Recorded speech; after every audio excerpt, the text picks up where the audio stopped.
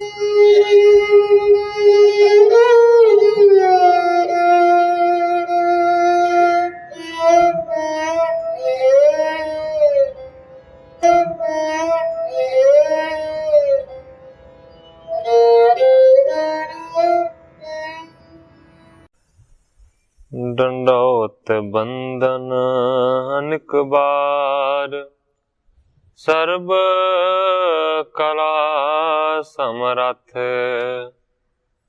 Dolan तेरा खौ प्रभु, नानक दे कर हथ। ज्ञान अंजन गुर दिया, अज्ञान अंधेर विनाश।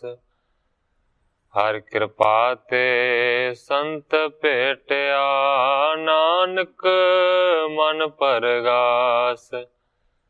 याही कुल ते प्रगट होए, ताही कुल को नाम। पुन द्वादश गुरिंद को, मेरी है प्रणाम। परम सत्कारयोग सतगुरु जी दे पावन पवित्र दरबार विच बैठी हुई साध संगत जियो, अपनियां मन बिरतियां नूं एकागर करन दे लई, रसना नूं पवित्र करन लई एक वारी सारे ही रल के आखिए, धन श्री सतगुरु जगजीत सिंह सच्चे पातशाह। सतगुरु अमरदास सच्चे पातशाह जी दा पावन पवित्र इतिहास आप जी श्रवण कर रहे सी। प्रसंग चल रहा सी सावण मल जी का। प्रसंग इत्थों तक पहुंचा है कि सावण मल ने राजे तो लकड़ां दी मंग की ते राजे ने कहण दे अनुसार सारियां लकड़ां दे बेड़े बन के ब्यासा दरिया दे विच सुੱਟ दिते ते अपने जिहड़े तारू जवान सन उन्हां नूं नाल भेज दिता। कल इत्थों तक कथा पहुंची सी। अज इत्थों अगे मैं प्रारंभ करदा। गोयंदवाल विशाल काठ गन, तहते तूर न पहुंची आए। ग्रंथाकार भाई संतोख सिंह जी लिखते ने कि इस तरीके दे नाल रुड़दियां बहुत सारी जिहड़ी लकड़ सी ना, वो बड़ी छेती ही गोयंदवाल दे लागे पहुंच गए। वहर निकासी सतगुर हेरी, खरे आप होए दई बंडाए। जदों गोयंदवाल लकड़ी पहुंची ते फिर ब्यासा दरिया दे विचों उस लकड़ नूं बाहर कढ़िया गया ते फिर सतगुरु सच्चे पातशाह जी ने आप खड़े होके उन्हां लकड़ां नूं वंडना शुरू कीता। जित कचहत नर दई तितक तिन, ले गए सब अपनी थाए। जिन्नी जिन्नी किसी नूं चाहिदी सी लकड़, ओनी ओनी लकड़ सतगुरु सच्चे पातशाह जी ने वंड दिती है ते आपो अपनी लकड़ नूं संभाल के आपो अपनी जगह ते लोग लै गए। निज कोटांब के मानव जेई, विपर ब्रेंद को बांट सो दीन।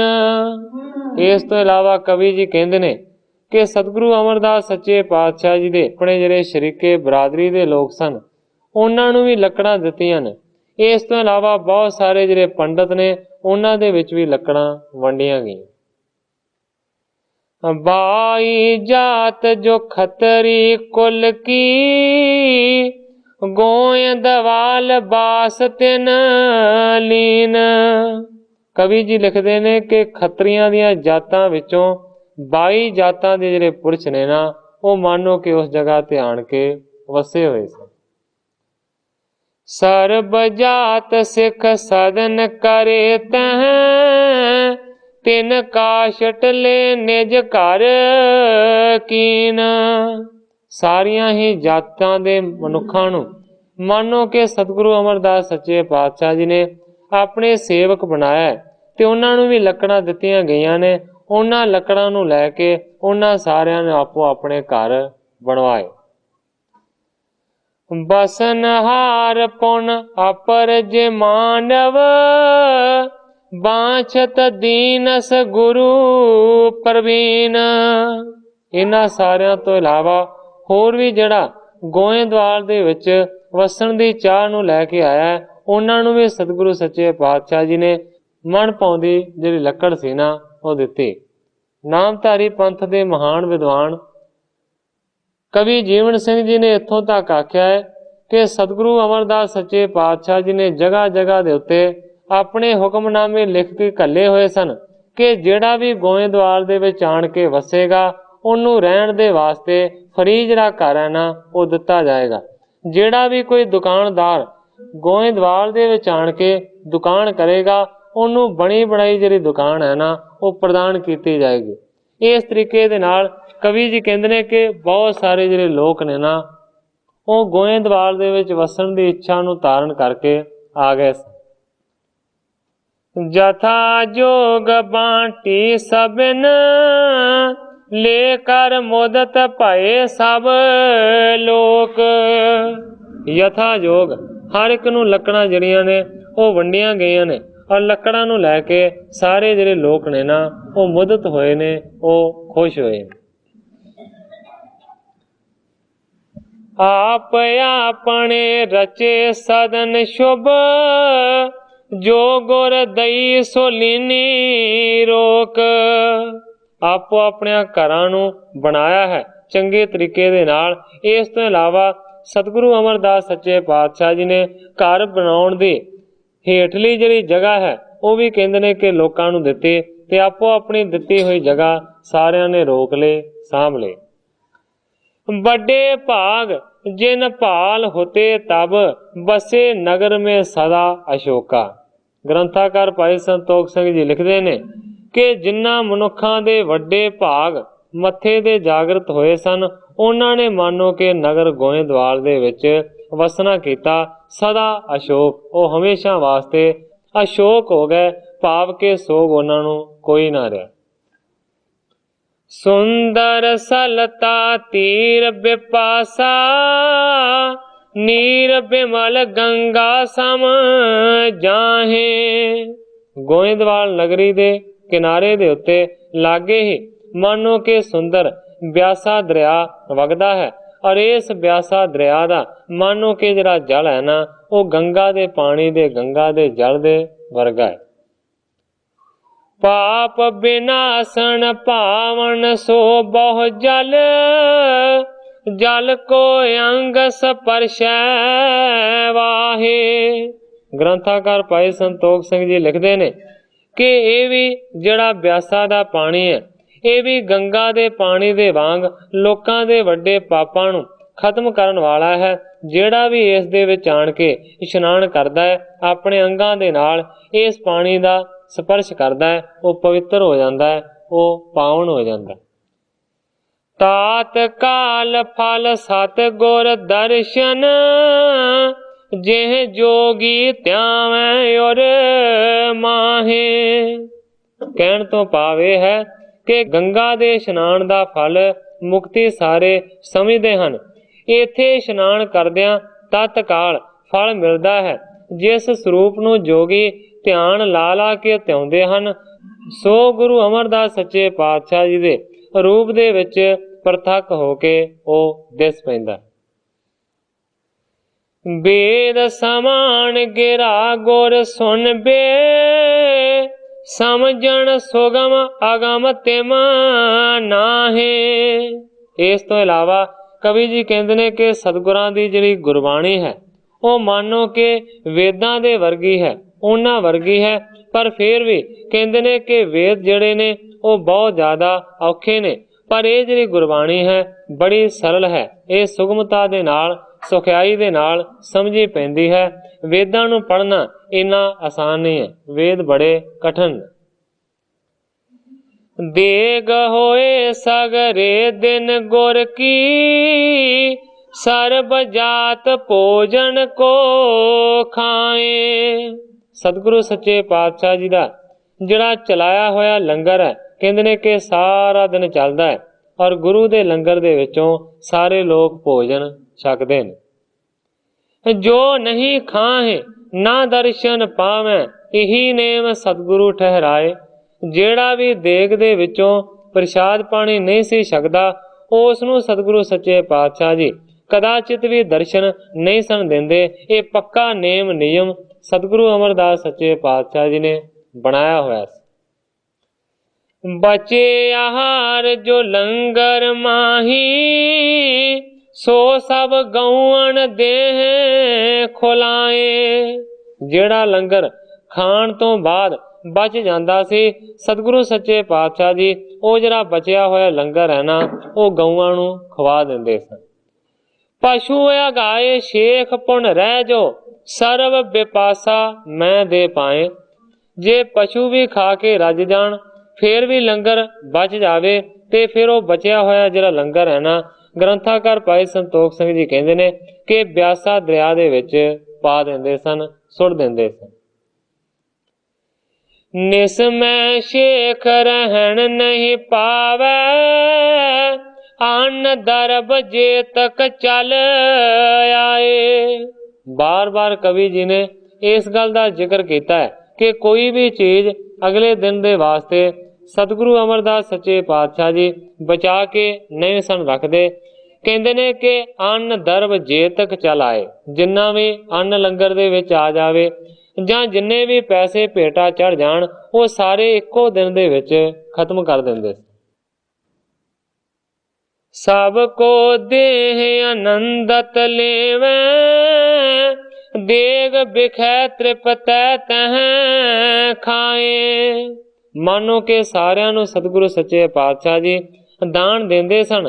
ਲੈਣ ਵਾਲੇ ਮਾਨੋ ਕਿ ਆਨੰਦ ਹੋ ਕੇ ਉਹਨਾਂ ਦੇ ਦਿੱਤੇ ਦਾਨ ਨੂੰ ਲੈਂਦੇ ਸਨ। ਜਿਹੜੀ ਦੇਗ ਹੈ ਉਹ ਵੀ ਬਹੁਤ ਜ਼ਿਆਦਾ ਅਟੁੱਟ ਵਰਤਦੀ ਸੀ, ਤੇ ਸਾਰੇ ਲੋਕ ਖਾ ਖਾ ਕੇ ਤ੍ਰਿਪਤ ਹੁੰਦੇ ਸਨ, ਰੱਜਦੇ ਸਨ। ਤਾਤ ਕਾਲ ਪੁਰ ਬਸ ਬੋਰ ਚਰ, ਸੋ ਸਤ ਗੁਰ ਜਹ ਆਪ ਬਸਾਏ। ਕਵੀ ਜੀ ਕਹਿੰਦੇ ਨੇ ਕਿ ਬਹੁਤ ਜ਼ਿਆਦਾ ਛੇਤੀ ਹੀ ਗੋਇੰਦਵਾਲ ਦਾ ਬਹੁਤ ਜ਼ਿਆਦਾ ਵਿਸਥਾਰ ਹੋਇਆ। ਰੁਚਰ ਲੋਕਾਂ ਨੇ ਘਰ ਬਣਾਏ, ਕਿਉਂਕਿ ਸ੍ਰੀ ਸਤਿਗੁਰ ਜਹ ਆਪ ਵਸਾਏ। ਮਾਨੋ ਕਿ ਜਿਸ ਨੂੰ ਆਪ ਸਤਿਗੁਰੂ ਸੱਚੇ ਪਾਤਸ਼ਾਹ ਜੀ ਨੇ ਕਿਰਪਾ ਕਰਕੇ ਵਸਾਇਆ ਹੋਵੇ, ਉਸ ਨਗਰ ਨੇ ਤੇ ਵਧਣਾ ਫੁੱਲਣਾ ਹੈ ਹੀ ਸੀ। ਕਿਉਂਕਿ ਪਿੱਛੇ ਇਤਿਹਾਸ ਦੇ ਵਿੱਚ ਇਸੇ ਤਰ੍ਹਾਂ ਦਾ ਜ਼ਿਕਰ ਆਇਆ ਹੈ ਕਿ ਗੋਂਦੇ ਖੱਤਰੀ ਦੀ ਬੇਨਤੀ ਨੂੰ ਪ੍ਰਵਾਨ ਕਰਕੇ ਸਤਿਗੁਰੂ ਅੰਗਦ ਦੇਵ ਸੱਚੇ ਪਾਤਸ਼ਾਹ ਜੀ ਨੇ ਭੇਜਿਆ ਸਤਿਗੁਰੂ ਅਮਰਦਾਸ ਸੱਚੇ ਪਾਤਸ਼ਾਹ ਜੀ ਨੂੰ। ਜਦੋਂ ਕਿ ਸਤਿਗੁਰੂ ਅਮਰਦਾਸ ਸੱਚੇ ਪਾਤਸ਼ਾਹ ਜੀ ਅਜੇ ਸਿੱਖ ਦੇ ਰੂਪ ਦੇ ਵਿੱਚ ਸਨ, ਤੇ ਜਾ ਕੇ ਮਾਨੋ ਕਿ ਸਤਿਗੁਰੂ ਅਮਰਦਾਸ ਸੱਚੇ ਪਾਤਸ਼ਾਹ ਜੀ ਨੇ ਹੀ ਇਸ ਗੋਇੰਦਵਾਲ ਨੂੰ ਵਸਾਇਆ ਸੀ। ਉਸੇ ਗੱਲ ਦਾ ਜ਼ਿਕਰ ਕਰਦੇ ਨੇ, ਉਸ ਗੱਲ ਦੇ ਵੱਲ ਇਸ਼ਾਰਾ ਕਰਦੇ ਨੇ ਕਵੀ ਜੀ ਕਿ ਜਿਹੜੇ ਸਤਿਗੁਰੂ ਅਮਰਦਾਸ ਸੱਚੇ ਪਾਤਸ਼ਾਹ ਜੀ ਨੇ ਪਹਿਲਾਂ ਤੋਂ ਸ਼ੁਰੂ ਤੋਂ ਲੈ ਕੇ ਇਸ ਗੋਇੰਦਵਾਲ ਦਾ ਨਿਰਮਾਣ ਕੀਤਾ ਸੀ, ਉਹਦਾ ਤੇ ਆਪੇ ਹੀ ਆਉਣ ਵਾਲੇ ਸਮੇਂ ਦੇ ਵਿੱਚ ਵਿਸਥਾਰ ਹੋਣਾ ਸੀ, ਔਰ ਉਸੇ ਤਰ੍ਹਾਂ ਵਿਸਥਾਰ ਹੋਇਆ। ਜੋ ਤਾਰਿਆ ਕਾਮਨਾ ਮਨ ਮੈਂ, ਦਰਸ਼ਨ ਪਰਸਤ ਸੋ ਨਰ ਪਾਏ। ਜਿਹੜਾ ਵੀ ਕੋਈ ਮਨੁੱਖ ਆਪਣੇ ਮਨ ਦੇ ਵਿੱਚ ਕਿਸੇ ਵੀ ਪ੍ਰਕਾਰ ਦੀ ਕਾਮਨਾ ਨੂੰ, ਇੱਛਾ ਨੂੰ ਧਾਰਨ ਕਰਕੇ ਸਤਿਗੁਰਾਂ ਦਾ ਆਣ ਕੇ ਦਰਸ਼ਨ ਕਰਦਾ ਹੈ, ਉਸ ਦੀ ਕਾਮਨਾ ਮਾਨੋ ਕਿ ਪੂਰੀ ਹੋ ਜਾਂਦੀ। ਉਤ ਸਾਵਨ ਕੀ ਕਥਾ ਕੁਛ ਕਹੈ, ਸ਼ਰੋਤਾ ਸੁਣੋ ਸੁਜਸ ਗੁਰ ਕੇਰ। ਹੁਣ ਗ੍ਰੰਥਾਕਾਰ ਭਾਈ ਸੰਤੋਖ ਸਿੰਘ ਜੀ ਲਿਖਦੇ ਨੇ ਕਿ ਥੋੜੀ ਜੀ ਸਾਵਣ ਮਲ ਦੀ ਜਿਹੜੀ ਕਥਾ ਹੈ ਨਾ, ਉਹ ਬਾਕੀ ਰਹਿ ਗਈ ਹੈ। ਹੁਣ ਮੈਂ ਸਾਵਣ ਮਲ ਵਾਲੇ ਪਾਸੇ ਦੀ ਜਿਹੜੀ ਕਥਾ ਹੈ, ਇਹ ਸਰੋਤਾ ਜਨੋ ਤੁਹਾਨੂੰ ਸੁਣਾਉਂਦਾ ਹਾਂ। ਗੁਰੂ ਦੇ ਜਸ ਨੂੰ ਸੁਣੋ।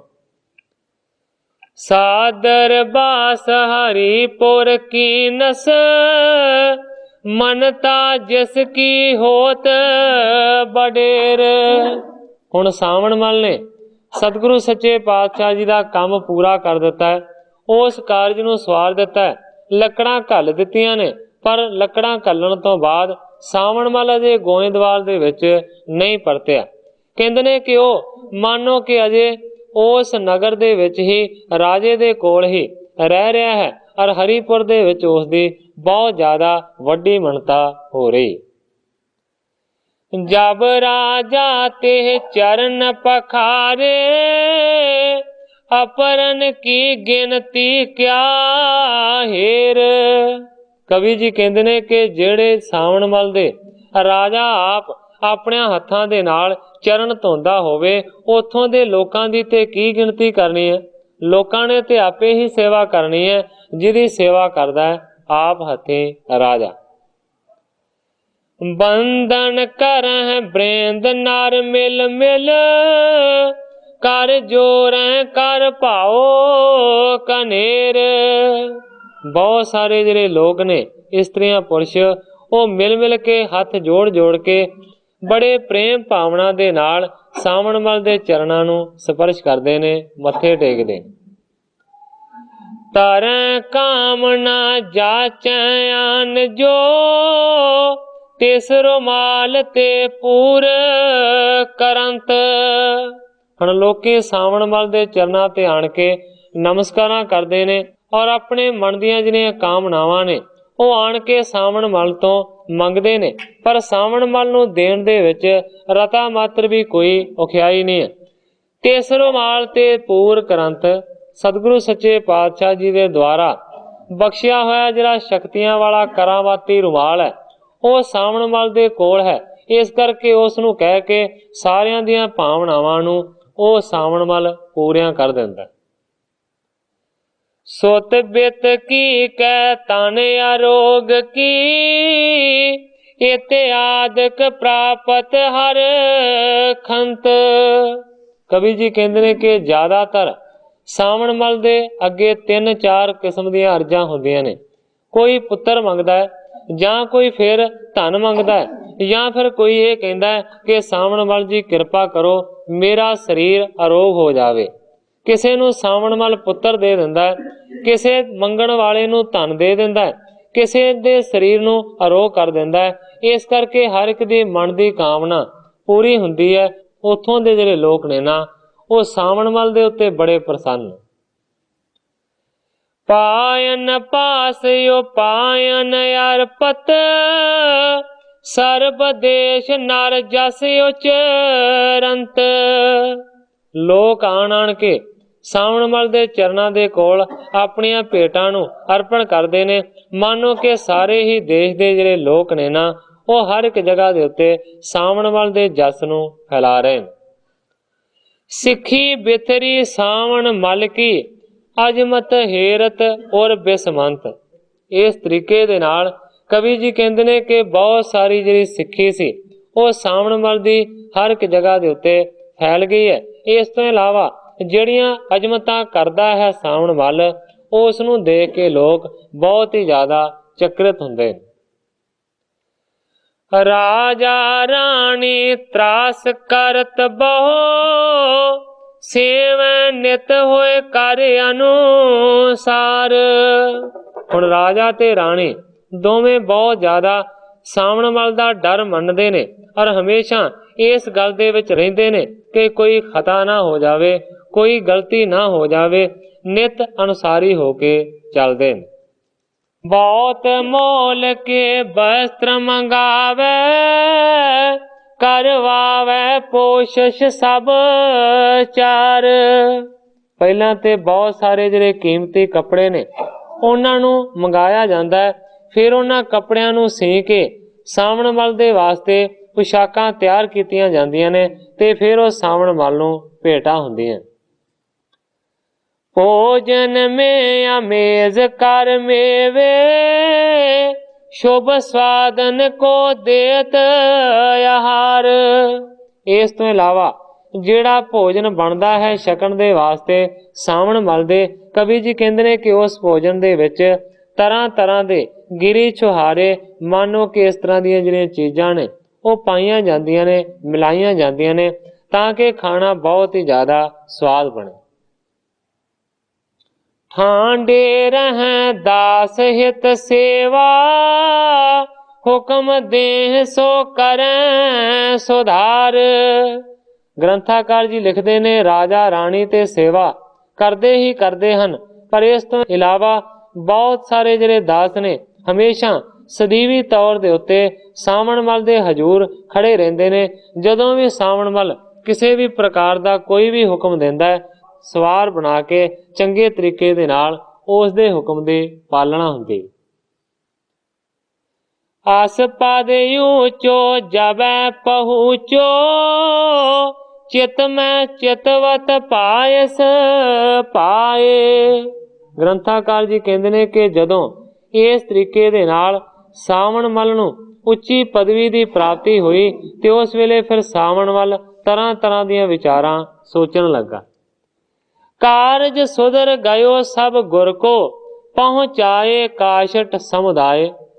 ਸਾਵਣ ਮੱਲ ਦੇ ਮਨ ਦੇ ਵਿੱਚ ਪਹਿਲਾ ਵਿਚਾਰ ਇਹ ਆਇਆ ਹੈ ਕਿ ਸਤਿਗੁਰੂ ਅਮਰਦਾਸ ਸੱਚੇ ਪਾਤਸ਼ਾਹ ਜੀ ਦਾ ਦੱਸਿਆ ਹੋਇਆ ਜਿਹੜਾ ਕੰਮ ਹੈ ਉਹ ਸੌਰ ਗਿਆ ਹੈ। ਗੁਰੂ ਜੀ ਦੇ ਹੁਕਮ ਦੇ ਅਨੁਸਾਰ ਮੈਂ ਲੱਕੜਾਂ ਸਾਰੀਆਂ ਭੇਜ ਦਿੱਤੀਆਂ। ਪੁਰ ਕੇ ਕਰ ਸਭ ਉਸਰ ਪਰੇਂਗੇ, ਬਹੁਰੋ ਕੁਛ ਬਾਕੀ ਬਚ ਜਾਏ। ਸੋਚਦਾ ਹੈ ਸਾਵਣ ਮੱਲ ਕਿ ਜਿੰਨੀਆਂ ਮੈਂ ਲੱਕੜਾਂ ਭੇਜੀਆਂ ਨੇ ਉਹ ਬਹੁਤ ਜ਼ਿਆਦਾ ਨੇ। ਮੈਨੂੰ ਲੱਗਦਾ ਹੈ ਕਿ ਸਾਰੇ ਘਰ ਉਸਰ ਕੇ ਸਾਰਿਆਂ ਦੇ ਵਿੱਚ ਲੱਕੜਾਂ ਦੀ ਵਰਤੋਂ ਕਰਕੇ ਫੇਰ ਵੀ ਬਹੁਤ ਸਾਰੀਆਂ ਜਿਹੜੀਆਂ ਲੱਕੜਾਂ ਨੇ ਨਾ ਉਹ ਬਚ ਜਾਣਗੇ। ਗੋਇੰਦ ਵਾਲੇ ਉਚਿਤ ਹੈ ਚਲਬੋ, ਦਰਸੈ ਸਤਿਗੁਰ ਪੰਕਜ ਪਾਏ। ਸੋਚਦਾ ਹੈ ਕਿ ਹੁਣ ਚਾਹੀਦਾ ਹੈ ਮੈਨੂੰ ਕਿ ਮੈਂ ਗੋਇੰਦਵਾਲ ਦੇ ਵਿੱਚ ਚਲਿਆ ਜਾਵਾਂ ਤੇ ਸਤਿਗੁਰੂ ਸੱਚੇ ਪਾਤਸ਼ਾਹ ਜੀ ਦੇ ਪਾਵਨ ਪਵਿੱਤਰ ਜਾ ਕੇ ਦਰਸ਼ਨ ਕਰਾਂ। ਤਉ ਏਕ ਚਿੰਤਾ ਤਹਿ ਜੈਬੇ, ਇਸ ਰੁਮਾਲ ਤੇ ਅਜ਼ਮਤ ਵਾਨ। ਪਹਿਲਾ ਵਿਚਾਰ ਸਾਵਣ ਮੱਲ ਦੇ ਮਨ ਦੇ ਵਿੱਚ ਇਹ ਆਇਆ ਕਿ ਗੁਰੂ ਜੀ ਦਾ ਕਾਰਜ ਪੂਰਾ ਹੋ ਗਿਆ, ਲੱਕੜਾਂ ਪਹੁੰਚ ਗਈਆਂ ਨੇ, ਮੈਨੂੰ ਚਾਹੀਦਾ ਹੈ ਕਿ ਹੁਣ ਮੈਂ ਗੋਇੰਦਵਾਲ ਦੇ ਵਿੱਚ ਜਾ ਕੇ ਸਤਿਗੁਰਾਂ ਦੇ ਚਰਨ ਕਮਲਾਂ ਦੇ ਵਿੱਚ ਹਾਜ਼ਰ ਹੋਵਾਂ। ਪਰ ਨਾਲ ਦੀ ਨਾਲ ਦੂਸਰਾ ਮਨ ਦੇ ਵਿੱਚ ਇਹ ਵਿਚਾਰ ਪੈਦਾ ਹੋਇਆ ਹੈ, ਇੱਕ ਮਾਨੋ ਕਿ ਚਿੰਤਾ ਪੈਦਾ ਹੋ ਗਈ ਹੈ। ਤਉ ਏਕ ਚਿੰਤਾ ਤਹਿ ਜੈਬੇ, ਇਸ ਰੁਮਾਲ ਤੇ ਅਜਮਤਵਾਨ। ਸੋਚਦਾ ਹੈ ਕਿ ਤਾਂ ਵੀ ਗੋਇੰਦਵਾਲ ਜਾਣ ਦੇ ਵਿੱਚ ਇੱਕ ਬਹੁਤ ਵੱਡੀ ਚਿੰਤਾ ਹੈ ਕਿ ਇਹ ਜਿਹੜਾ ਰੁਮਾਲ ਹੈ ਨਾ ਇਹ ਮੇਰੇ ਤੋਂ ਸਤਿਗੁਰੂ ਜੀ ਵਾਪਸ ਲੈ ਲੈਣਗੇ ਤੇ ਰੁਮਾਲ ਹੀ ਤੇ ਮੇਰਾ ਕਰਾਮਾਤੀ ਹੈ, ਇਹਦੇ ਨਾਲ ਹੀ ਤੇ ਮੇਰਾ ਜਸ ਫੈਲਿਆ ਹੋਇਆ। ਟਿਗ ਪਹੁੰਚੇ ਗੁਰ ਲੇਵਹਿਗੇ ਇਹ, ਕਾਰਜ ਪਾਇਓ ਪੂਰੇ ਔਰ ਜਾਨ। ਸੋਚਦਾ ਹੈ ਕਿ ਜੇ ਮੈਂ ਗੋਇੰਦਵਾਲ ਗਿਆ ਤੇ ਸਤਿਗੁਰੂ ਸੱਚੇ ਪਾਤਸ਼ਾਹ ਜੀ ਇਹ ਜਿਹੜਾ ਬਖਸ਼ਿਆ ਹੋਇਆ ਆਪਣਾ ਰੁਮਾਲ ਹੈ ਉਹ ਵਾਪਸ ਲੈ ਲੈਣਗੇ। ਉਹ ਸੋਚਣਗੇ ਕਿ ਕਾਰਜ ਤੇ ਜਿਹੜਾ ਘੱਲਿਆ ਸੀ ਉਹ ਪੂਰਾ ਹੋ ਗਿਆ।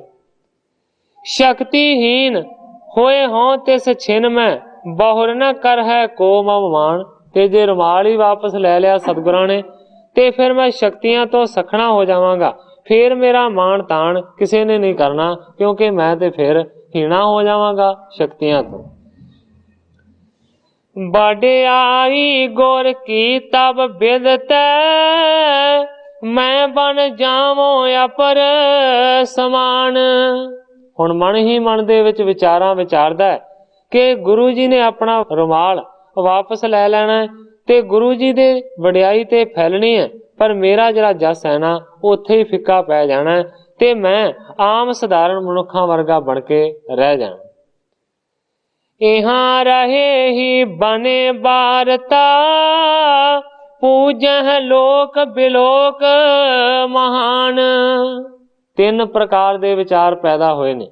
ਪਹਿਲਾ ਵਿਚਾਰ ਚੰਗਾ ਪੈਦਾ ਹੋਇਆ ਕਿ ਮੈਂ ਹੁਣ ਸਤਿਗੁਰਾਂ ਦੇ ਹਜ਼ੂਰ ਪਹੁੰਚ ਜਾਵਾਂ। ਦੂਜਾ ਵਿਚਾਰ ਇਹ ਪੈਦਾ ਹੋਇਆ ਕਿ ਜੇ ਗੋਇੰਦਵਾਲ ਗਿਆ ਰੁਮਾਲ ਸਤਿਗੁਰਾਂ ਨੇ ਵਾਪਸ ਲੈ ਲੈਣਾ ਤੇ ਮੇਰੇ ਪੱਲੇ ਕੁਝ ਨਹੀਂ ਰਹਿਣਾ। ਹੁਣ ਤੀਸਰਾ ਵਿਚਾਰ ਇਹ ਪੈਦਾ ਹੋਇਆ ਹੈ ਕਿ ਇੱਥੇ ਰਹਿਣ ਦੇ ਨਾਲ ਹੀ ਗੱਲ ਯੋਗ ਬਣਦੀ ਹੈ ਕਿ ਮੈਨੂੰ ਗੋਇੰਦਵਾਲ ਜਾਣਾ ਹੀ ਨਹੀਂ ਚਾਹੀਦਾ। ਇੱਥੇ ਬਹੁਤ ਲੋਕ ਮੇਰੀ ਵੱਡੀ ਪੂਜਾ ਕਰਦੇ ਨੇ ਔਰ ਇਸੇ ਤਰ੍ਹਾਂ ਪੂਜਾ ਹੁੰਦੀ ਰਹੇਗੀ।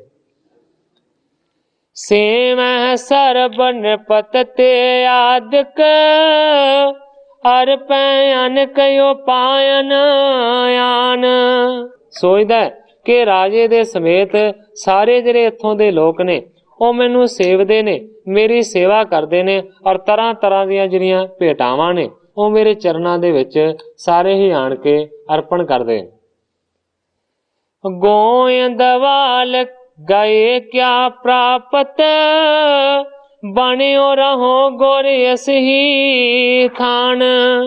ਸੋਚਦਾ ਹੈ ਕਿ ਗੋਇੰਦਵਾਲ ਜਾ ਕੇ ਮੈਨੂੰ ਕਿਸੇ ਵੀ ਚੀਜ਼ ਦੀ ਕੋਈ ਪ੍ਰਾਪਤੀ ਨਹੀਂ ਹੋਣੀ, ਇਸ ਕਰਕੇ ਮੈਨੂੰ ਚਾਹੀਦਾ ਹੈ ਕਿ ਇੱਥੇ ਹੀ ਇਹਨਾਂ ਤੋਂ ਪੂਜਾ ਕਰਾਉਂਦਾ ਰਵਾਂ, ਇਹਨਾਂ ਦਾ ਗੁਰੂ ਬਣਿਆ ਰਵਾਂ। ਚਾਹੋ ਸੋ ਅਜ਼ਮਤ ਤੇ ਸਭ ਪਾਵੋ, ਕੀਰਤ ਬਿਦਤੈ ਬਹੁਤ ਜਹਾਨ। ਇਸ ਤੋਂ ਇਲਾਵਾ ਹੁਣ ਮਨ ਦੇ ਵਿੱਚ ਹੰਕਾਰ ਦਾ ਕੰਡਾ ਪੈਦਾ ਹੋ ਗਿਆ। ਸੋਚਦਾ ਹੈ ਕਿ ਮੈਂ ਜੋ ਵੀ ਚਾਹਾਂ ਆਪਣੀ ਕਰਾਮਾਤ ਦੇ ਨਾਲ ਉਸ ਚੀਜ਼ ਨੂੰ ਪ੍ਰਾਪਤ ਕਰ ਸਕਦਾ ਹਾਂ। ਇਸ ਤਰ੍ਹਾਂ ਕਰਨ ਦੇ ਨਾਲ ਮੇਰਾ ਜਿਹੜਾ ਦੁਨੀਆ ਦੇ ਉੱਤੇ ਜਸ ਹੈ ਨਾ ਬਹੁਤ ਜ਼ਿਆਦਾ ਫੈਲ ਜਾਏ। ਏਮ ਦ੍ਰਿੜ ਚਿਤ ਮੈਂ ਕਰ ਤਹਿ ਠਹਿਰਿਓ, ਨਹੀਂ ਜਾਵੋ ਅਬ ਗੋਇੰਦਵਾਲ। ਹੁਣ ਗ੍ਰੰਥਾਕਾਰ ਭਾਈ ਸੰਤੋਖ ਸਿੰਘ ਜੀ ਲਿਖਦੇ ਨੇ ਕਿ ਇਸ ਤਰੀਕੇ ਦਾ ਦ੍ਰਿੜ ਪੱਕਾ ਇਰਾਦਾ ਮਨ ਦੇ ਵਿੱਚ ਬਣਾ ਲਿਆ ਹੈ ਉਸ ਸਾਵਣ ਮਲ ਨੇ ਕਿ ਮੈਂ ਹੁਣ ਇੱਥੇ ਹੀ ਰਹਿਣਾ, ਨਹੀਂ ਜਾਵੋ ਅਬ ਗੋਇੰਦਵਾਲ, ਹੁਣ ਕਦੇ ਵੀ ਮੁੜ ਕੇ ਗੋਇੰਦਵਾਲ ਨਹੀਂ ਜਾਣਾ। ਇਸ ਤਰ੍ਹਾਂ ਦਾ ਮਾਨੋ ਕਿ ਉਸਦੇ ਮਨ ਦੇ ਅੰਦਰ ਹੰਕਾਰ ਦਾ ਕੰਡਾ ਪੈਦਾ ਹੋ ਗਿਆ। ਤੁਲਸੀਦਾਸ ਜੀ ਰਾਮਾਇਣ ਦੇ ਵਿੱਚ ਲਿਖਦੇ ਨੇ ਕਿ ਦੁਨੀਆ ਦੇ ਉੱਤੇ ਕੋਈ ਐਸਾ ਪੁਰਸ਼ ਅਜੇ ਤੱਕ ਜੰਮਿਆ ਨਹੀਂ ਹੈ ਕਿ ਜਿਹਦੇ ਮਨ ਦੇ ਵਿੱਚ ਇਸ ਤਰ੍ਹਾਂ ਦਾ ਹੰਕਾਰ ਪੈਦਾ ਨਾ ਹੋਇਆ ਹੋਵੇ। ਭਾਵ ਕਿ ਜਿਹਨੂੰ ਉਪਮਾ ਮਿਲਦੀ ਹੈ, ਜਿਹਦੇ ਕੋਲ ਪ੍ਰਭਤਾ ਹੁੰਦੀ ਹੈ, ਉਹਦੇ ਮਨ ਦੇ ਵਿੱਚ ਇਸ ਤਰ੍ਹਾਂ ਦੇ ਖਿਆਲ ਅਕਸਰ ਆ ਜਾਂਦੇ ਨੇ। ਤੁਲਸੀਦਾਸ ਜੀ ਲਿਖਦੇ ਨੇ, ਐਸਾ ਕੋ ਨਾ ਜਨਮਿਓ ਜਗ ਮਾਹਿ, ਪ੍ਰਭਤਾ ਪਾਏ ਜਾਸ ਮਦ ਨਾ। ਕਹਿੰਦੇ ਨੇ ਕਿ ਦੁਨੀਆ ਦੇ ਉੱਤੇ ਐਸਾ ਕੋਈ ਮਨੁੱਖ ਅਜੇ ਤੱਕ ਪੈਦਾ ਨਹੀਂ ਹੋਇਆ ਕਿ ਜਿਹਨੂੰ ਪ੍ਰਭਤਾ ਮਿਲੇ ਤੇ ਫੇਰ ਵੀ ਉਸ ਦੇ ਮਨ ਦੇ ਵਿੱਚ ਮਦ ਨਾ ਹੋਵੇ, ਹੰਕਾਰ ਨਾ ਹੋਵੇ। ਅਕਸਰ ਹੰਕਾਰ ਆ ਜਾਂਦਾ ਹੈ। ਹੁਣ ਇਸੇ ਤਰੀਕੇ ਦੀ ਵਾਰਤਾ ਵਾਪਰੀ ਹੈ। ਸਾਵਣ ਮਲ ਦੇ ਨਾਲ ਪੱਕਾ ਵਿਚਾਰ ਬਣਾ ਲਿਆ ਕਿ ਇੱਥੇ ਇਹਨਾਂ ਦਾ ਗੁਰੂ ਬਣ ਕੇ ਰਹਿਣਾ, ਗੋਇੰਦਵਾਲ ਨਹੀਂ ਜਾਣਾ। ਕਿਤਕ ਮਾਸ ਬਸ ਬੇਤਹਿ ਬੀਤੇ, ਅੰਤਰਯਾਮੀ ਗੁਰੂ ਵਿਸਾਲ। ਪਰ ਸਾਧ ਸੰਗਤ ਜੀ ਅੱਗੇ ਜਿਹੜਾ ਗੁਰੂ ਹੈ ਉਹ ਕੋਈ ਸਧਾਰਨ ਆਦਮੀ ਨਹੀਂ ਸੀ। ਸਤਿਗੁਰੂ ਸੱਚੇ ਪਾਤਸ਼ਾਹ ਜੀ ਅੰਤਰਯਾਮੀ ਸਨ। ਬਹੁਤ ਸਾਰੇ ਜਿਹੜੇ ਮਹੀਨੇ ਨੇ ਨਾ ਇਸੇ ਤਰ੍ਹਾਂ ਉੱਥੇ ਰਹਿੰਦਿਆਂ ਹਰੀਪੁਰ ਦੇ ਵਿੱਚ ਇਸ ਨੇ ਬਿਤਾ ਦਿੱਤੇ ਤੇ ਅੰਤਰਯਾਮੀ ਸਤਿਗੁਰੂ ਸੱਚੇ ਪਾਤਸ਼ਾਹ ਜੀ ਨੇ ਇਸ ਸਾਵਣ ਵੱਲ ਦੀ ਮਨੋਦਸ਼ਾ ਨੂੰ ਜਾਣ ਲਿਆ। ਜਾਣਿਓ ਚਿਤ ਬੇਕਾਰ ਜੁਤ ਤਿਸ ਕੋ, ਪਠਿਓ ਹੁਕਮਨਾਮਾ ਤਿਸ ਕਾਲ। ਅੰਤਰਜਾਮੀ ਸਤਿਗੁਰੂ ਅਮਰਦਾਸ ਸੱਚੇ ਪਾਤਸ਼ਾਹ ਜੀ ਨੇ ਜਾਣਿਆ ਕਿ ਇਸ ਵੇਲੇ ਜਿਹੜਾ ਸਾਵਣ ਮਲ ਹੈ ਨਾ ਉਹਦਾ ਜਿਹੜਾ ਚਿੱਤ ਹੈ ਨਾ ਉਹ ਵਿਕਾਰਾਂ ਦੇ ਸਮੇਤ ਹੋ ਗਿਆ। ਕਹਿਣ ਤੋਂ ਭਾਵ ਹੈ ਕਿ ਵਿਕਾਰਾਂ ਵਾਲਾ ਮਨ ਹੋ ਗਿਆ। ਉਹਨੇ ਕੁਝ ਹੋਰ ਦਾ ਹੋਰ ਹੀ ਮਨ ਦੇ ਵਿੱਚ ਇਰਾਦਾ ਬਣਾ ਲਿਆ। ਇਸ ਕਰਕੇ ਸਤਿਗੁਰੂ ਸੱਚੇ ਪਾਤਸ਼ਾਹ ਜੀ ਨੇ ਆਪਣੇ ਵੱਲੋਂ ਇੱਕ ਹੁਕਮਨਾਮਾ ਲਿਖ ਕੇ ਭੇਜਿਆ ਉਸ ਨੂੰ ਵਾਪਸ ਬੁਲਾਉਣ ਦੇ ਵਾਸਤੇ। ਕਿਉਂਕਿ ਜਿਹੜਾ ਵੀ ਕੋਈ ਆਮ ਆਦਮੀ ਖਤ ਲਿਖਦਾ ਹੈ, ਚਿੱਠੀ ਲਿਖਦਾ ਹੈ, ਪੱਤਰ ਲਿਖਦਾ ਹੈ, ਉਸ ਨੂੰ ਚਿੱਠੀ ਪੱਤਰ ਜਾਂ ਖਤ ਆਖਿਆ ਜਾਂਦਾ। ਪਰ ਜਿਹੜੀ ਚਿੱਠੀ ਜਾਂ ਖਤ ਸਤਿਗੁਰੂ ਸੱਚੇ ਪਾਤਸ਼ਾਹ ਜੀ ਲਿਖਦੇ ਨੇ ਉਹਨੂੰ ਨਾ ਚਿੱਠੀ ਆਖਿਆ ਜਾਂਦਾ ਹੈ, ਨਾ ਉਸ ਨੂੰ ਪੱਤਰ ਆਖਿਆ ਜਾਂਦਾ ਹੈ, ਨਾ ਉਸ ਨੂੰ ਖਤ ਆਖਿਆ ਜਾਂਦਾ। ਉਸ ਨੂੰ ਆਖਿਆ ਜਾਂਦਾ ਹੈ ਹੁਕਮਨਾਮਾ। ਜਿਹੜੀ ਚਿੱਠੀ ਲਿਖਣ ਸਤਿਗੁਰੂ ਸੱਚੇ ਪਾਤਸ਼ਾਹ ਜੀ ਆਪਣੇ ਕਰ ਕਮਲਾਂ ਦੇ ਨਾਲ ਉਹਨੂੰ ਹੁਕਮਨਾਮਾ ਆਖਿਆ ਜਾਂਦਾ। ਹੁਣ ਸਤਿਗੁਰੂ ਸੱਚੇ ਪਾਤਸ਼ਾਹ ਜੀ ਨੇ ਲਿਖਿਆ ਹੈ ਹੁਕਮਨਾਮਾ। ਕਿਉਂਕਿ ਆਪਾਂ ਸਾਰੇ ਹੀ ਜਾਣਦੇ ਹਾਂ ਕਿ ਸਤਿਗੁਰੂ ਰਾਮ ਸਿੰਘ ਸੱਚੇ ਪਾਤਸ਼ਾਹ ਜੀ ਜਦੋਂ ਪ੍ਰਦੇਸ਼ ਦੇ ਵਿੱਚ ਗਏ ਤੇ ਬਹੁਤ ਸਾਰੇ ਸਤਿਗੁਰੂ ਰਾਮ ਸਿੰਘ ਸੱਚੇ ਪਾਤਸ਼ਾਹ ਜੀ ਨੇ ਖਤ ਲਿਖੇ। ਪਰ ਜਿੰਨੇ ਵੀ ਖਤ ਲਿਖੇ ਉਹਨਾਂ ਨੂੰ ਖਤ ਨਹੀਂ ਆਖਿਆ ਜਾਂਦਾ, ਉਹਨਾਂ ਨੂੰ ਚਿੱਠੀਆਂ ਨਹੀਂ ਆਖਿਆ ਜਾਂਦਾ, ਉਹਨਾਂ ਨੂੰ ਆਖਿਆ ਜਾਂਦਾ ਹੈ ਹੁਕਮਨਾਮੇ। ਭਾਵੇਂ ਕਿ ਸਾਰੀਆਂ ਉਹ ਚਿੱਠੀਆਂ ਨੇ। ਸਤਿਗੁਰੂ ਸੱਚੇ ਪਾਤਸ਼ਾਹ ਜੀ ਨੇ ਤਰ੍ਹਾਂ ਤਰ੍ਹਾਂ ਦੀਆਂ ਤਕੀਦਾਂ ਕੀਤੀਆਂ ਨੇ, ਤਰ੍ਹਾਂ ਤਰ੍ਹਾਂ ਦੇ ਬਚਨ ਕੀਤੇ ਨੇ, ਪਰ ਜਿਹੜੇ ਉਹਨਾਂ ਨੇ ਆਪਣੇ ਕਰ ਕਮਲਾਂ ਦੇ ਨਾਲ ਲਿਖੇ ਹੋਏ ਖਤ ਨੇ ਉਹਨਾਂ ਨੂੰ ਆਖਿਆ ਜਾਂਦਾ ਹੈ ਹੁਕਮਨਾਮੇ। ਸੋ ਮੇਰਾ ਸਿਰਫ ਕਹਿਣ ਤੋਂ ਭਾਵ ਹੈ ਕਿ ਜਿਹੜੀ ਚਿੱਠੀ ਲਿਖਦਾ ਹੈ ਸਤਿਗੁਰੂ ਆਪ ਆਪਣੇ ਕਰ ਕਮਲਾਂ ਦੇ ਨਾਲ ਉਹ ਹੁੰਦਾ ਹੈ ਹੁਕਮਨਾਮਾ। ਹੁਣ ਸਤਿਗੁਰਾਂ ਨੇ ਸਾਵਣ ਮੱਲ ਨੂੰ ਬੁਲਾਉਣ ਦੇ ਵਾਸਤੇ ਇੱਕ ਹੁਕਮਨਾਮਾ ਲਿਖਿਆ ਤੇ ਸਿੱਖ ਨੂੰ ਦੇ ਕੇ ਭੇਜ ਦਿੱਤਾ ਕਿ ਜਾਓ ਸਾਡਾ ਹੁਕਮਨਾਮਾ ਜਾ ਕੇ ਸਾਵਣ ਮੱਲ ਨੂੰ ਦਿਓ। ਪਾਠਕਾਰ ਕੁਛ ਵੇਲਾਓ ਲਿਖ ਭੇਜਿਓ, ਆਵਣ ਦੇਤ ਨਹੀਂ ਮਹੀਪਾਲ। ਸਿੱਖ ਬੜੀ ਛੇਤੀ ਸਤਿਗੁਰਾਂ ਦੇ ਹੁਕਮਨਾਮੇ ਨੂੰ ਲੈ ਕੇ ਸਾਵਣ ਮੱਲ ਦੇ ਕੋਲ ਪਹੁੰਚਿਆ ਹੈ। ਸਾਵਣ ਮੱਲ ਨੇ ਸਤਿਗੁਰਾਂ ਦੇ ਹੁਕਮਨਾਮੇ ਨੂੰ ਪੜ੍ਹਿਆ, ਜਿਹਦੇ ਵਿੱਚ ਸਤਿਗੁਰਾਂ ਨੇ ਲਿਖਿਆ ਸੀ ਕਿ ਹੇ ਪੁੱਤਰ ਸਾਵਣ ਮੱਲ, ਸਾਰਾ ਕਾਰਜ ਸੌਰ ਗਿਆ ਹੈ, ਹੁਣ ਤੂੰ ਵਾਪਸ ਆ ਜਾ। ਪਰ ਗ੍ਰੰਥਾਕਾਰ ਭਾਈ ਸੰਤੋਖ ਸਿੰਘ ਜੀ ਲਿਖਦੇ ਨੇ, ਇੰਨਾ ਵਿਕਾਰੀ ਮਨ ਹੋ ਗਿਆ ਸੀ ਕਿ ਉਸੇ ਹੀ ਹੁਕਮਨਾਮੇ ਦੇ ਦੂਸਰੇ ਪਾਸੇ ਪਿੱਛੇ ਸਾਵਣ ਮੱਲ ਨੇ ਕਹਿੰਦੇ ਨੇ ਝੂਠ ਗੱਲ ਲਿਖ ਦਿੱਤੀ। ਉਹ ਕੀ ਗੱਲ ਲਿਖੀ? ਆਵਣ ਦੇਤ ਨਹੀਂ ਮਹੀਪਾਲ। ਹੁਕਮਨਾਮੇ ਦੇ ਜਵਾਬ ਦੇ ਵਿੱਚ ਇਸ ਨੇ ਉਸੇ ਹੀ ਹੁਕਮਨਾਮੇ ਦੇ ਪਿੱਛੇ ਇਹ ਲਿਖ ਦਿੱਤਾ ਕਿ ਸੱਚੇ ਪਾਤਸ਼ਾਹ, ਮੇਰਾ ਤੇ ਰੋਜ਼ ਹੀ ਜੀ ਕਰਦਾ ਹੈ ਕਿ ਮੈਂ ਤੁਹਾਡੇ ਆਣ ਕੇ ਛੇਤੀ ਦਰਸ਼ਨ ਕਰਾਂ, ਪਰ ਕੀ ਕਰਾਂ, ਜਦੋਂ ਵੀ ਮੈਂ ਆਉਣ ਦੇ ਵਾਸਤੇ ਤਿਆਰ ਹੁੰਨਾ ਹੈ ਤੇ ਰਾਜਾ ਪਿਆਰ ਇੰਨਾ ਜ਼ਿਆਦਾ ਕਰਦਾ ਹੈ ਕਿ ਆਉਣ ਨਹੀਂ ਦਿੰਦਾ। ਇਹ ਲਿਖ ਦਿੱਤਾ ਝੂਠ। ਕੇਤਕ ਦਿਨ ਮੈਂ ਦਰਸ਼ਨ ਕਰਹੂੰ, ਸ੍ਰੀ ਸਤਿਗੁਰ ਸੁਣ ਜਾਣ ਵਾਲਾਓ। ਲਿਖਿਆ ਹੈ ਕਿ ਰਾਜਾ ਨਹੀਂ ਆਉਣ ਦਿੰਦਾ, ਮੇਰਾ ਤੇ ਜੀ ਕਰਦਾ ਹੈ ਸੱਚੇ ਪਾਤਸ਼ਾਹ ਥੋੜੇ ਹੀ ਦਿਨਾਂ ਦੇ ਵਿੱਚ ਆਣ ਕੇ ਮੈਂ ਤੁਹਾਡੇ ਪਵਿੱਤਰ ਦਰਸ਼ਨਾਂ ਨੂੰ ਜ਼ਰੂਰ ਕਰਾਂਗਾ। ਇਹ ਲਿਖ ਕੇ ਉਸੇ ਹੀ ਸਿੱਖ ਦੇ ਹੱਥ ਵਾਪਸ ਹੁਕਮਨਾਮਾ ਮੋੜ ਦਿੱਤਾ। ਤੇ ਜਦੋਂ ਸਤਿਗੁਰੂ ਸੱਚੇ ਪਾਤਸ਼ਾਹ ਜੀ ਨੇ ਉਸ ਦੀ ਲਿਖੀ ਹੋਈ ਗੱਲ ਨੂੰ ਪੜ੍ਹਿਆ, ਗ੍ਰੰਥਾਕਾਰ ਜੀ ਕਹਿੰਦੇ ਨੇ ਸ੍ਰੀ ਸਤਿਗੁਰ ਸੁਣ ਜਾਣ ਵਾਲਾਓ। ਅੰਤਰਜਾਮੀ ਸਤਿਗੁਰੂ ਸੱਚੇ ਪਾਤਸ਼ਾਹ ਜੀ ਨੇ ਸਮਝ ਲਿਆ ਕਿ ਝੂਠ ਲਿਖਿਆ ਹੈ, ਇੱਕ ਬਹਾਨਾ ਬਣਾਇਆ ਕਿ ਰਾਜਾ ਮੈਨੂੰ ਨਹੀਂ ਆਉਣ ਦਿੰਦਾ। ਆਜ਼ਮਤ ਜੋ ਕਤਰ ਮਾਲ ਸੋ ਤਤ ਛਿਨ, ਗੋਇੰਦਵਾਲ ਚਾਹਿਓ ਚੱਲ ਆਓ। ਤੇ ਸਤਿਗੁਰੂ ਸੱਚੇ ਪਾਤਸ਼ਾਹ ਜੀ ਦੇ ਕੋਲ ਤਰੀਕੇ ਬੜੇ ਸਨ ਸਾਵਣ ਮੱਲ ਨੂੰ ਆਪਣੇ ਕੋਲ ਬੁਲਾਉਣ ਦੇ। ਸਤਿਗੁਰੂ ਸੱਚੇ ਪਾਤਸ਼ਾਹ ਜੀ ਨੇ ਫਿਰ ਇਹ ਕੀਤਾ ਕਿ ਅਜਮਤਾਂ ਵਾਲਾ ਜਿਹੜਾ ਰੁਮਾਲ ਸੀ ਨਾ, ਮਨ ਦੇ ਵਿੱਚ ਸੋਚਿਆ ਕਿ ਜਿਹੜਾ ਮੇਰਾ ਅਜਮਤਾਂ ਵਾਲਾ ਰੁਮਾਲ ਹੈ ਨਾ, ਉਹ ਮੇਰੇ ਕੋਲ ਵਾਪਸ ਆ ਜਾਏ।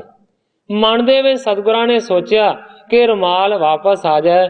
ਕਵੀ ਜੀ ਕਹਿੰਦੇ ਨੇ ਚੱਲ ਆਓ। ਉਸੇ ਵੇਲੇ ਝਟਪਟ ਹੀ ਰੁਮਾਲ ਸਾਵਣ ਮੱਲ ਦੀ ਜੇਬ ਦੇ ਵਿੱਚੋਂ ਨਿਕਲਿਆ ਤੇ ਸਤਿਗੁਰਾਂ ਦੀ ਜੇਬ ਦੇ ਵਿੱਚ ਆ ਵੜਿਆ। ਚਿਤਵਣ ਤੇ ਤੂਰ ਨਹੀਂ ਆਇਓ, ਛੂਛੋ ਸਾਵਣ ਤਹਾਂ ਰਹਾਓ। ਗ੍ਰੰਥਾਕਾਰ ਜੀ ਲਿਖਦੇ ਨੇ ਸਤਿਗੁਰਾਂ ਨੇ ਕੀਤੀ ਚਿਤਵਣਾ, ਅਜੇ ਮਨ ਦੇ ਵਿੱਚ ਵਿਚਾਰ ਹੀ ਕੀਤਾ ਕਿ ਉਸੇ ਤਰ੍ਹਾਂ ਪੂਰਾ ਹੋ ਗਿਆ। ਹੁਣ ਰੁਮਾਲ ਸਤਿਗੁਰਾਂ ਦੇ ਕੋਲ ਪਹੁੰਚ ਗਿਆ ਤੇ ਸਖਣਾ ਹੋ ਕੇ ਬਹਿ ਗਿਆ ਉੱਥੇ ਸਾਵਣ ਮੱਲ। ਜਾਣ ਗੁਰੂ ਗਤ ਬਹੁਤ ਬੇਸੂਰਤ, ਮੈਂ ਕੋ ਕਰਮ ਹੀ ਲਿਓ ਕਮਾਓ। ਹੁਣ ਸਖਣਾ ਹੋ ਗਿਆ, ਝੁਰਦਾ ਹੈ, ਰੋਂਦਾ ਹੈ, ਪਛਤਾਵਾ ਕਰਦਾ ਹੈ ਕਿ ਮੈਂ ਇਹ ਬਹੁਤ ਹੀ ਜ਼ਿਆਦਾ ਮਾੜਾ ਕੰਮ ਕੀਤਾ ਹੈ। ਸੋਚਦਾ ਹੈ ਕਿ ਮੈਂ ਇਹ ਕੁਕਰਮ ਕੀਤਾ ਹੈ, ਮੈਨੂੰ ਇਸ ਤਰ੍ਹਾਂ ਨਹੀਂ ਸੀ ਕਰਨਾ ਚਾਹੀਦਾ, ਮੈਨੂੰ ਸਤਿਗੁਰਾਂ ਦੀ ਆਗਿਆ ਭੰਗ ਨਹੀਂ ਸੀ ਕਰਨੀ ਚਾਹੀਦੀ। ਦਿਨ ਦੋਏ ਚਤਰ ਬੇਸੂਰਤ ਬੀਤੇ, ਪੁਨ ਮਨ ਮੇ ਸਮਝਿਓ ਇਸ ਪਾਏ। ਕਵੀ ਜੀ ਕਹਿੰਦੇ ਨੇ ਕਿ 2-3 ਦਿਨ ਇਸੇ ਤਰ੍ਹਾਂ ਬਤੀਤ ਹੋ ਗਏ, ਬਹੁਤ ਜ਼ਿਆਦਾ ਪਛਤਾਵਾ ਕਰਦਾ ਰਿਹਾ, ਪਰ ਆਖਰਕਾਰ ਆਪਣੇ ਪਛਤਾਵੇ ਨੂੰ, ਆਪਣੀ ਗਲਤੀ ਨੂੰ ਸੁਧਾਰਨ ਦਾ ਮਨ ਬਣਾਇਆ ਹੈ ਸਾਵਣ ਮੱਲ ਨੇ।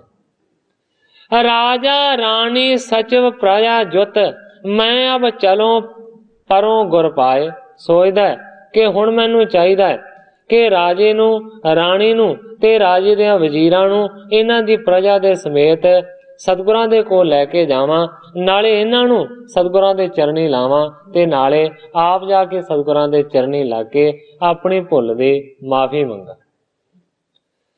ਭੂਲ ਕਰੋ ਬਖਸ਼ਾਵਣ ਸਗਰੀ, ਅਹ ਵਿਸਾਲ ਨ ਕੁਛ ਮਨ ਲਿਆਏ। ਸੋਚਦਾ ਕਿ ਮੈਂ ਜਿਹੜੀ ਭੁੱਲ ਕੀਤੀ ਹੈ, ਉਹ ਆਪਣੀ ਭੁੱਲ ਮੈਂ ਸਾਰੀ ਦੀ ਸਾਰੀ ਸਤਿਗੁਰਾਂ ਤੋਂ ਬਖਸ਼ਾ ਲਵਾਂਗਾ। ਮਨ ਦੇ ਵਿੱਚ ਉਹਦੇ ਵਿਚਾਰ ਹੈ ਕਿ ਸਤਿਗੁਰੂ ਜੀ ਬਹੁਤ ਜ਼ਿਆਦਾ ਵਿਸ਼ਾਲ ਨੇ, ਬੜੇ ਵੱਡੇ ਚਿੱਤ ਵਾਲੇ ਨੇ, ਉਹਨਾਂ ਦੇ ਦਰ ਦੇ ਉੱਤੇ ਹਮੇਸ਼ਾ ਬਖਸ਼ਿਸ਼ ਵਸਦੀ ਹੈ। ਇਸ ਕਰਕੇ ਜੇ ਮੈਂ ਆਪਣੇ ਗੁਨਾਹ ਦੀ ਮਾਫੀ ਮੰਗਾਂਗਾ ਤੇ ਜ਼ਰੂਰ ਸਤਿਗੁਰੂ ਜੀ ਮੈਨੂੰ माफ कर देन। सब संगत जुत शरणी पर हो, बेनती करहो थिर अगवाए। सोचदा है कि सारियां संगतां दे समेत मैं सतगुरु अमरदास सच्चे पातशाह जी दे चरनी लगांगा और उन्हां दे अगे खड़ा होके गल दे विच पल्ला पा के अपनी भुल दी माफी मंगांगा। बड़ियां नकीरस अग्नि समसर, बिना नीर ते होवत शांत। हुण तरह तरह दे विचार मन दे विच विचारदा है कि सतगुरु जी मैनू जरूर माफ करनगे। सोचदा है कि जिहड़े वड्डे पुरश हुंदे ने उन्हां दा जिहड़ा गुस्सा है ना वो इस तरह हुंदा है कि जिवें अग दीयां तिखियां लाटां होण। ते कहंदा है कि जिहड़ी हुंदी है बेनती वो हुंदी है पानी वर्गी। जेकर रिस दियां, गुस्से दियां, क्रोध दियां लपटां बहुत सारियां निकल रहीआं होण ते कहंदे ने कि जे उत्थे बेनती रूपी पानी पा दईए ते लपटां शांत हो जांदियां। कहण तो भाव है कि सतगुरां दा, वड्डियां पुरशां दा जिहड़ा गुस्सा है ना अग वर्गा हुंदा है ते बेनती हुंदी है पानी वर्गी। इस करके जदों मैं उस अग दे उत्ते बेनती रूपी पानी पावांगा ना ते उन्हां दा गुस्सा शांत हो जाएगा। शांत अवर उपाव नहीं कुछ बन है, करें जे छल बल कृत पर जाए। दूसरा विचार मन दे विच इह भी पैदा होया कि जेकर हुंदा है वड्डियां पुरशां दा गुस्सा अग दे वत, अग दीयां लाटां वर्गा, ते कहंदे ने कि उत्थे बेनती रूपी पानी ते पै सकदा है, होर कोई उपाय नहीं हो सकदा, होर कोई भी यतन नहीं हो सकदा। करें जे छल बल कृत पर जाए, पर जिहड़ा मनुख करदा है छल वल कपट ते फिर कहंदे ने कि बल लई उस अग दे उत्ते इह घिओ दा काम करदा है। पानी पाया ते अग बुझ जाती है, पर जे बल लई अग दे उत्ते घिओ दी आहुति पा दईए ते फिर होर भी ज्यादा भड़क जाती है। एक बारी गलती कर बैठा है सावण वाल, पर उसनूं सुधारन दा यतन करदा है।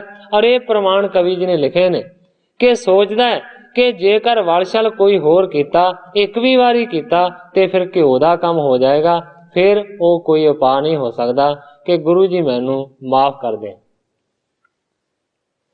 एह मत दृढ़ कर कहियो नृपत को, हमरे बड़े तहां अवदात। इस तरह का दृढ़ इरादा धारण करके फिर राजे नूं सद के कहन लगा कि हे राजन, साडे जिहड़े वड्डे ने, भाव के जिहड़े मेरे भी गुरुदेव ने, वो कहंदा है कि गोइंदवाल दे विच प्रगट होए ने, उन्हां दा उत्थे बड़ा जस फैलिया। कृपा पाए तिन की मैं आयो, बसियो बहुत सब को सुखदात।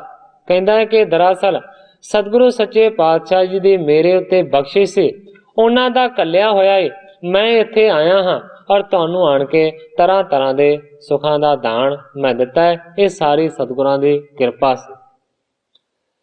अब दर्शन हित मैं चल जै हो, तुम भी चल कर परसो पाए।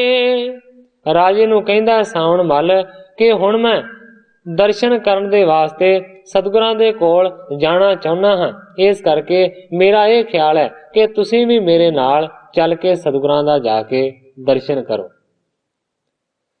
अत पुनीत है मेल तिनों को, लोक परलोक भलो होए जाए। सतगुरां दे जस दी गल करदा है।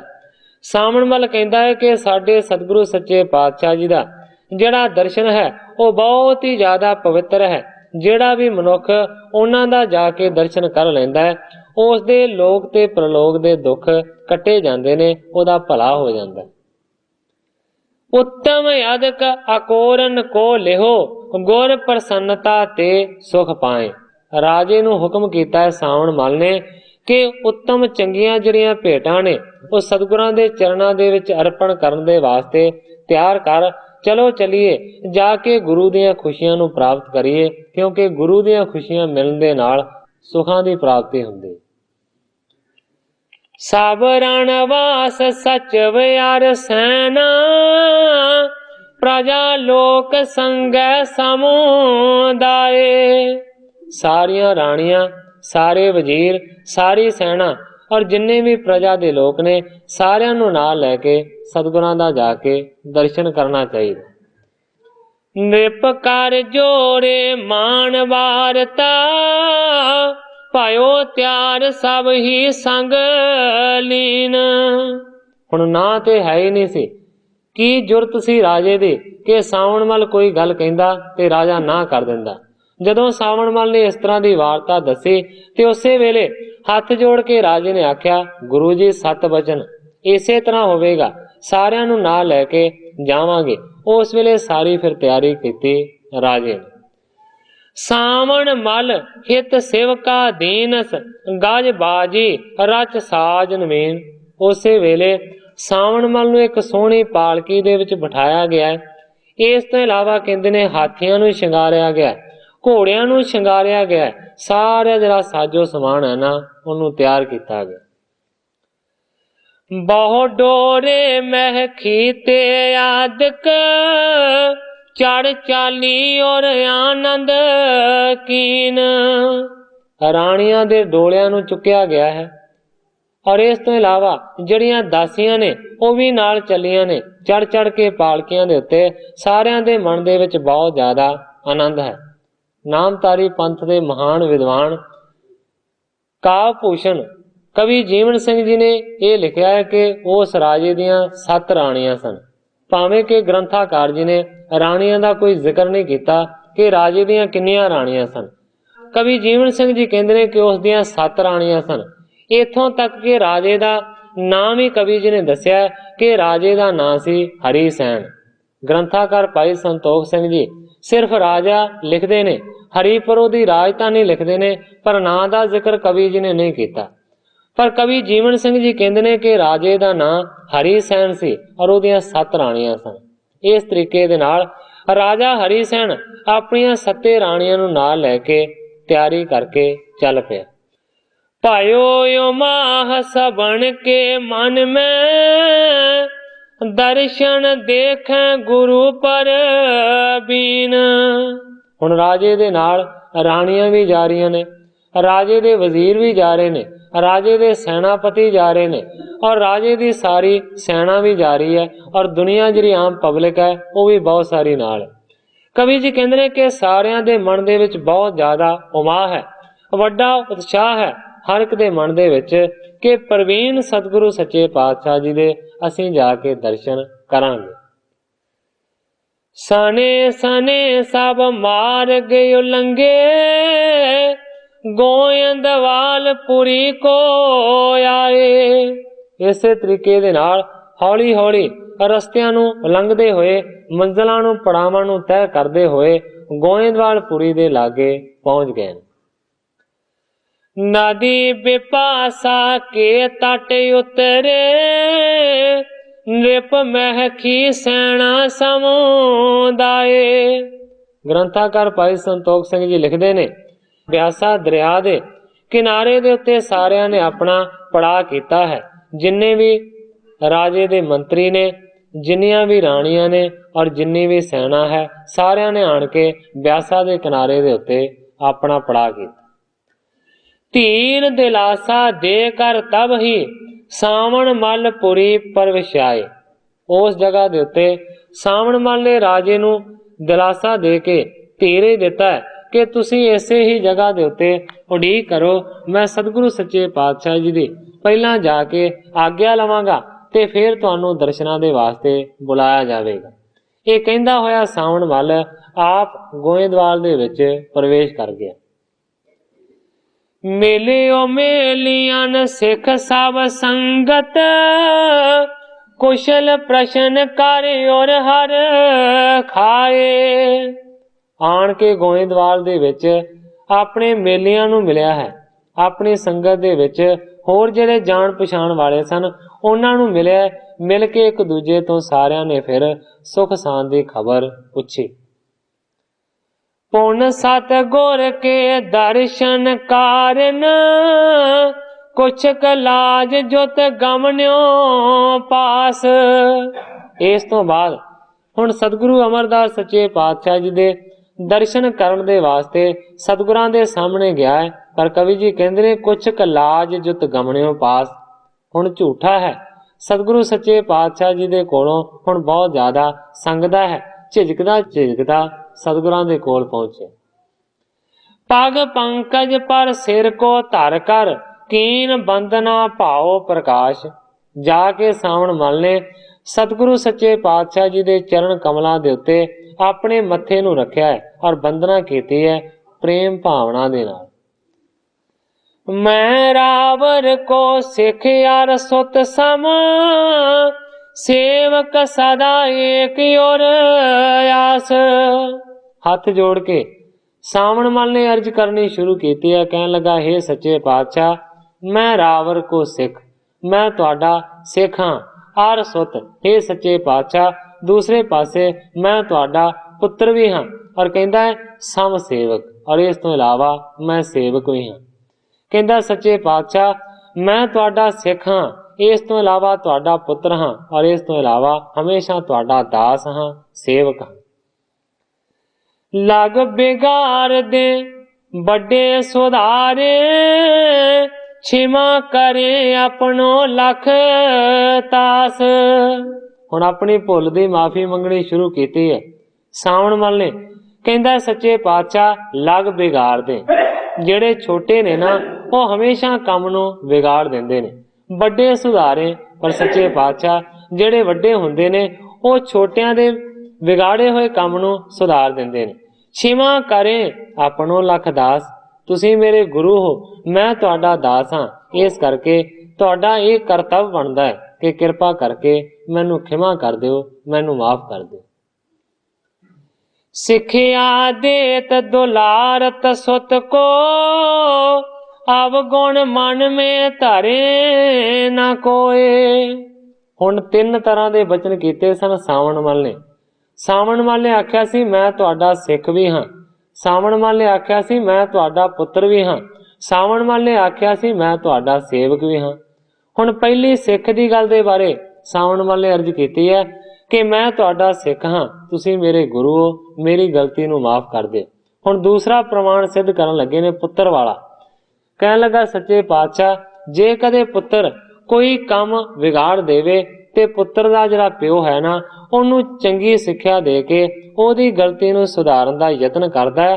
ਅਵਗੁਣ ਮਨ ਮੇ ਧਰੇ ਨਾ ਕੋਏ, ਕਦੇ ਵੀ ਪਿਤਾ ਆਪਣੇ ਪੁੱਤਰ ਦੇ ਔਗਣਾਂ ਨੂੰ ਪ੍ਰਗਟ ਕਰਕੇ ਨਹੀਂ ਦੱਸਦਾ, ਉਹਨੂੰ ਦੁਲਾਰ ਕੇ ਪਿਆਰ ਦੇ ਨਾਲ ਸਿੱਖਿਆ ਦਿੰਦਾ ਹੈ। ਇਸੇ ਤਰ੍ਹਾਂ ਸੱਚੇ ਪਾਤਸ਼ਾਹ ਹੁਣ ਮੈਂ ਵੀ ਤੇ ਤੁਹਾਡਾ ਪੁੱਤਰ ਹਾਂ, ਪਿਤਾ ਵਾਂਗ ਮੈਨੂੰ ਚੰਗੀ ਸਿੱਖਿਆ ਦਿਓ ਔਰ ਮੇਰੀਆਂ ਗਲਤੀਆਂ ਨੂੰ ਨਾ ਚਿਤਾਰੋ।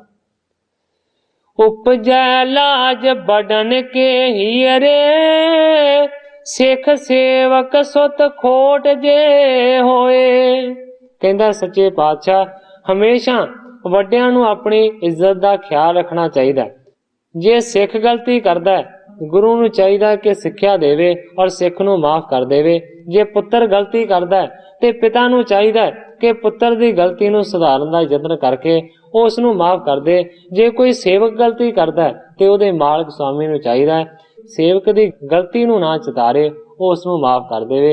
हुण इस तरह दे प्रमाण दे दे के सावण मल सतगुरु सच्चे पातशाह जी तो माफी मंगण दा यतन कर रहा है। सो साध संगत जी समय की समाप्ति है। किस तरीके दे नाल सतगुरु सच्चे पातशाह सतगुरु अमरदास सच्चे पातशाह जी सावण मल नूं माफ करनगे, किस तरह दीयां बख्शिशां उहदे ते होणगीआं, जिस तरह ग्रंथाकार भाई संतोख सिंह जी इस कथा नूं अगे बयान करनगे। कल दे प्रसंग दे विच मैं उसे तरह साध संगत दे सन्मुख अर्ज करांगा। अगे जो सतगुरु सच्चे पातशाह जी दे रज़ा होवेगी उसे तरह वरतेगी। अजिन्नियां ही अर्जां करदा होया मैं इत्थे ही कथा नूं विश्राम दे के सारी साध संगत तो खिमा दा याचक।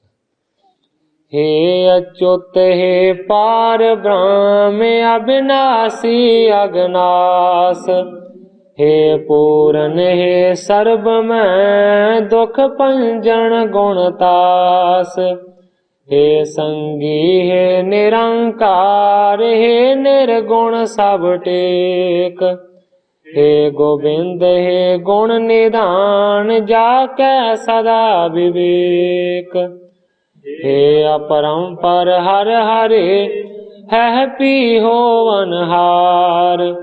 हे संता कै सदा संग ने धारा आधार। हे ठाकुर हो दास रो मैं निर्गुण गुण नहीं कोय। नानक दीजै नाम दान राखो हिय परोय। याही कुल ते प्रगट हो ताही कुल को नाम।